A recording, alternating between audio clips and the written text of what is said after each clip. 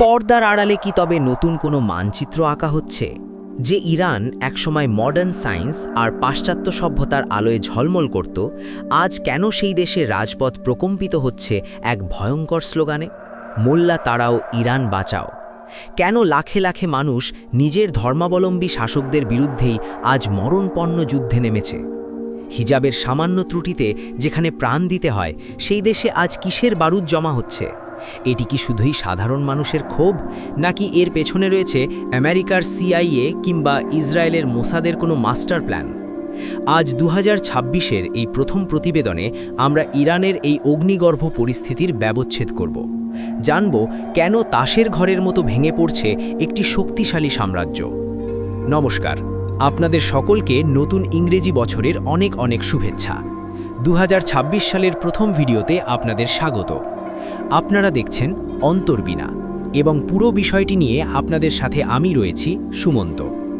আজ আমাদের আলোচনার বিষয় ইরান, যে দেশ আজ এক চরম সন্ধিক্ষণে দাঁড়িয়ে। কেন সে দেশের মানুষ আজ নিজের শিকড় উপড়ে ফেলতে চাইছে, তা জানতে হলে আমাদের ইতিহাসের পাতা আর বর্তমানের ভূ রাজনীতিকে এক সুতোয় গাঁথতে হবে।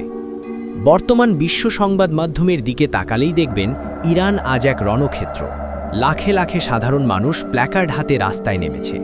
সেখানে কোনো রাজনৈতিক দলের স্লোগান নেই, বরং আছে এক অদ্ভুত দাবি, মোল্লাজ মাস্ট লিভ, অর্থাৎ মোল্লাদের শাসন ক্ষমতা ছেড়ে চলে যেতে হবে।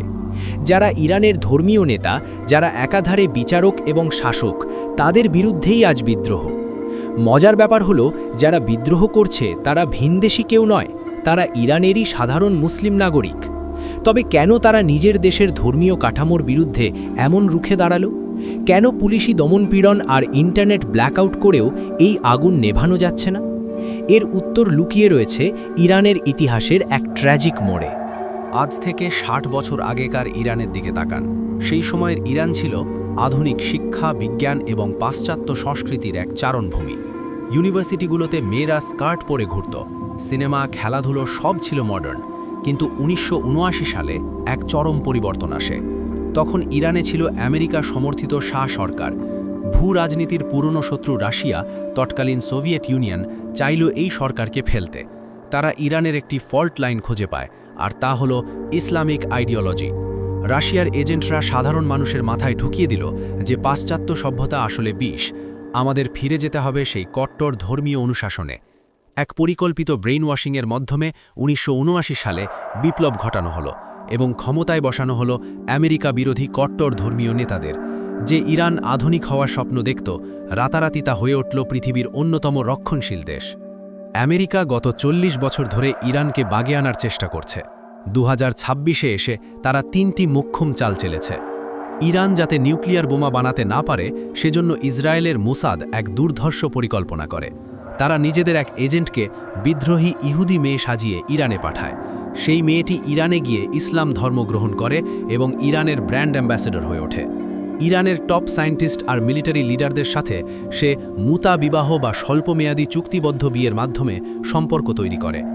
এই সম্পর্কের সুযোগে সে ইরানের নিউক্লিয়ার প্রোগ্রামের সব গোপন তথ্য ইসরায়েলকে পাচার করে, যার ফলে একের পর এক ইরানি বিজ্ঞানী ও জেনারেল টার্গেটেড কিলিংয়ের শিকার হন। ইরান বুঝতেই পারেনি তাদের ঘরেই শত্রু বসেছিল। অর্থনীতি ধ্বংস করে দিলে কোনো মতাদর্শই মানুষকে ঘরে রাখতে পারে না। আমেরিকার নিষেধাজ্ঞার ফলে আজ ইরানের মুদ্রার ভ্যালু কাগজের সমান হয়ে গেছে। অফিসিয়ালি $1 সমান 42,000 রিয়াল হলেও বাস্তবে তা এখন প্রায় 14-15 লক্ষ রিয়ালে ঠেকে গেছে। মানুষের সারা জীবনের সেভিংস রাতারাতি জিরো হয়ে গেছে। যখন মানুষের পকেটে টাকা নেই আর পেটে খাবার নেই, তখন ধর্মের চেয়ে রুটিকেই বড় করে দেখছে। মানুষের স্বভাবজাত প্রবৃত্তি হল স্বাধীনতা। ইরানের 50% নারী আজ বন্দী। হিজাব না পরলে যেখানে খুন হতে হয়, সেখানে ক্ষোভ জমা হওয়াটাই স্বাভাবিক। CIA এই সুযোগটাই নিয়েছে। তারা ইয়াং জেনারেশনকে বোঝাচ্ছে যে এই ধর্মীয় শাসনই তোমাদের দারিদ্র আর বন্দিদশার কারণ। ফলস্বরূপ আজ ইরানে এক্স মুসলিম মুভমেন্ট বাড়ছে। মানুষ দলে দলে এই কঠোর নিয়মগুলো ত্যাগ করছে। কেন এই পতন অনিবার্য? ইতিহাস সাক্ষী আছে, কোনো কঠোর নিয়ম দিয়ে মানুষকে চিরকাল আটকে রাখা যায় না। ইউরোপে একসময় চার্চের পাদ্রীরা মানুষকে এক্সপ্লয়েট করত, কিন্তু একদিন রেনেসা এলো এবং সব বদলে গেল। হিন্দু ধর্মেও যখন সতীদাহ বা বাল্যবিবাহের মতো কুপ্রথা ঢুকেছিল, তখন রাজা রামমোহন রায়ের মতো মানুষ এসে সমাজকে মডেলেট করেছেন। আজ ইরানের সাধারণ মানুষ সেই মডারেশন চাইছে। তারা দেখছে পাশের দেশগুলোতে উন্নয়ন হচ্ছে, আর তারা মধ্যযুগীয় অন্ধকারে পড়ে আছে। এই যে মানুষের স্বাধীনতার তৃষ্ণা, এটাই আজ ইরানের শাসকদের জন্য সবথেকে বড় বিপদ। আমেরিকার সিআইএ হয়তো ঘি ঢালছে, কিন্তু বারুদটা ইরানের শাসকেরাই বছরের পর বছর ধরে জমিয়েছিলেন। ইরানের এই আন্দোলন কি সফল হবে, নাকি 2026 সালে আমরা আরও একটি সিরিয়া বা লিবিয়া দেখব?